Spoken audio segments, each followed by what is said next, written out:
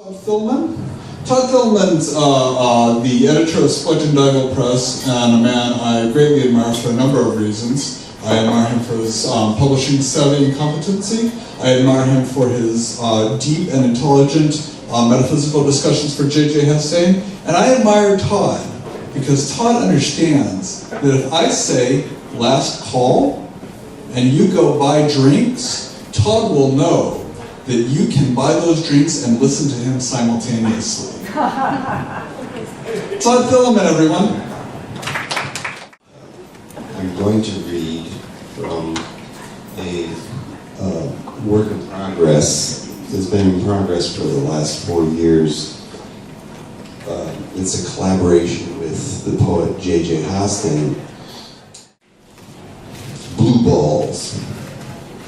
After waiting the whole weekend for the storm that never came, the frost and the bent cattails reminded me of bowing coats and carpets as runways. As I sat in the cold but snowless with jambalaya in my tureen, studying its length, I sucked on little clumps of salty meat. Little clumps of salty meat are meant to excite, and that's the difference between polysemous integrity and homonymous grouping. It's the excitement that is the common shared thing for the meanings, and not just many words that might stand for different versions of a similar thing. In other words, tell me more and more ways you plan to take in my salt, diving into the salivary glands. I can come up with the blue shirt that I'm wearing, for instance, as something to offer you in return. Next entry, conciliabule. Hatching does not always have to do with a pressure being applied toward a crack. Sometimes a story with an inner impetus takes on the shape of a colt running wildly in a field. The myriad forces like tufts of waving grass or wafture over and through the steam that rises up from the city dump. The heat accelerates waste or increases what waste could decompose into, but the mission district defines just as it might grind down or pulverize the will invested. This is the uplifting composition, this housing the capacity for perpetual collusion. Collide with a figure in order to add to fugue. As the steam rises, the map unfurls. Customs wearing costumes. Imbue, imbue, imbue. Peck, peck, slobbering wretch. Hamartitia. Was it a mistake for Hypatia to rebuke the ignorant growing rebellion? This rebuke would eventually cause the overturning of baseless states into more debased and already debunked geometries. Never a mistake to consciously refuse what has been shown to be out of touch, because in touch are the keys to contemporary. Contemplate structures and how they can be undone, thus concentrating on the likely outcome, a pocket of moss with striated grooves of light, a vibrant grove where a young girl boy kneels even after their mother has called them heretical for refusing to attend church indoors. Defiant to the proffered institutionalization of their family, the girl boy strikes a deal with Deva that is not a god or a devil, but a crimp and a cringe. Some things are lost to positions such as these, but others are gained and valor inculcated by the effort to gauge the size of what would have otherwise been overlooked and discarded after one hello. Titano. A dollop can be a next day feast if kept at the over-the-top field of vision, or if kept by a necessarily myopic specificity. Frost things up close in dalliance in order to ensure specificity overboard. It is shocking how much the likeliness of boredom can be altered by how we move the particularities of our arching blanks. The square and circles, the geode as a crumb target, so small we come out together on the other side of a momentary experience. When we do, we long for short combs to take apart our viscera, searching for a boat that we can ride from the sky to a brothel, where we will not fuck anyone but put the quill to a test, maybe employing rope and a bit of garlic. Claw. There were bruises on her calves as she walked between the thinnest of staves in the field. The chickens were hobbling over the elegant waves of the grain of this fact compelled her.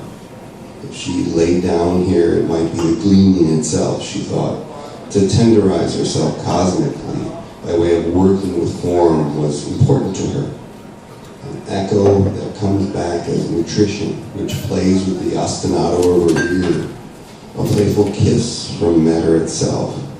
This is what she is and what all hearing is in the great rotunda of spirit.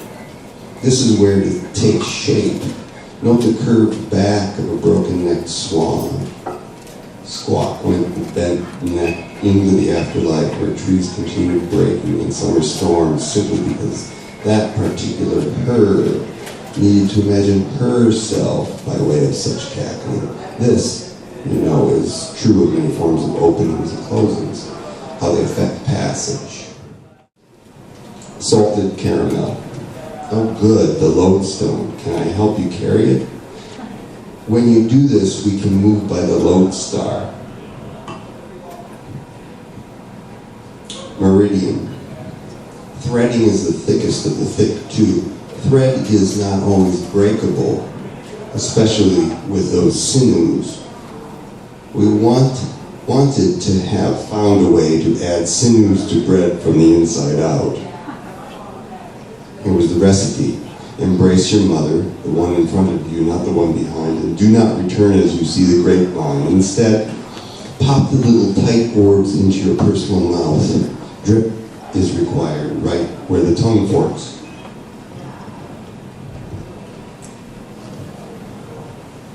Element. Chappers were flinging up and out of the purse in a drunken revelry caused by Chinese anisette. The person who took my name had breasts and was wearing chaps. I carried an alligator skin purse, both of us leaping up to the level of a diapason, which in our emergence was a form of success. Widdershins. Instead of inheriting eras to embody those centuries-by seams, we untie the laces of the back of tree trunks and discover pine needles, discover once covered up screams. Soft fairies, once stunned into stasis, now toughen their protuberances. Little proboscis dicks that do not sputter out but suck in. The acknowledged feeling as a platform for the survival of beauty, because beauty's requirements, its demands, differ. Beauty's integrity rooted in releasing tight things toward, reveal why the wild things show us up and bring our arrows into a dimension whose give and take is not Galatea's alone. The demand is life-informing. Memory is the cup that holds the tongue's release. Yieldability. The shadow moved over the pyramid and into the field, measuring the cadaster tribute for season's end.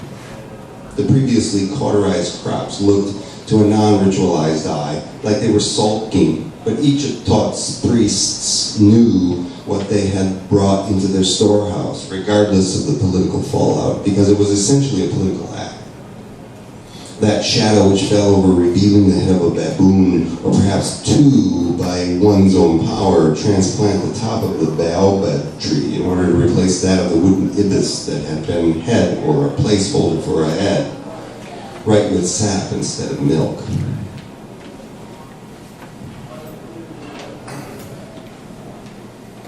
Epiclesis. On the altar, the spread. Flushing more than one flower through the chancel, it matters that worms were collecting. The members reported that if they squinted right, the worms looked like they were glowing out, and from that glow, all hatred was directed toward the beloved. Why? Because it answered outside of their possessiveness. One of the only things left to answer in that way. Anna Maria Jagos. Rowing the boat, not exactly merrily, but down the stream nonetheless, she was beating little tambourines for the crazy ass and insanely violent birds. The birds, when we look up to them, remind us to drop to our knees and stabilize their flight. The clouds melt in a familiar chakra. which is a summoning to fully fledged belonging, which is a way to turn our backs on unresolvable longing, to look into the mirror with dignity as opposed to flail. There's an intense need to make our babies into brave creatures with painted faces who are drumming on painted boulders. Out pops a stream of yoginis with recognizable faces. Out pops a plump plum from the collectivity of their third eye. There is a purple and green third eye, and right in the center of it, they all, Anna Maria Jagos included, begin pounding the two plums together. They're trying to make leather a bone-shaped call, a cloddy sound. The stem of the plum leads through the branches, and the branches of the plum tree lead to its untimely growth. Frosted breath and much more come between now and the plum tree's plume-rich death. How did it end up getting there? Each time it is a question asked of time.